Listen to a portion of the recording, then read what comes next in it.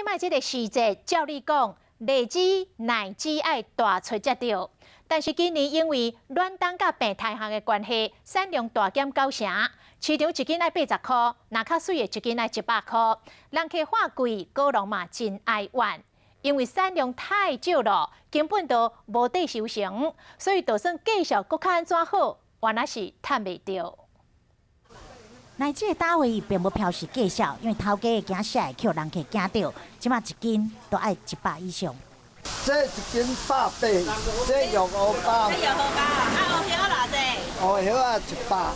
奶枝的计数创新高，妈妈阿送讲上贵啊，买落手。不过因为厝内人爱食，买上看就好。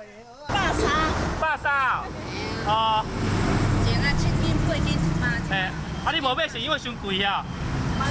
一年只有一次，还是要吃看看。今年吃得到就是贵妃哦。受到暖冬加这奶枝草菇的相电危害，今年奶枝的产量是减9成。来看这果树完全无奶枝通满，虽然计数真悬，不过也是赚袂到钱。10多万有啊！啊，今年咧？今年无啊，今年无当收，这30年来上惨的。家己听食都无够啊，拢家己食尔，人规条我慢慢来找人拢食尔。要卖嘛，几率嘛足细啊。 今年奶枝大出，果农赚无啥钱。今年计数遮尔悬，却无奶枝通卖，民众想要食这甜甜好食的奶枝，恐惊真难。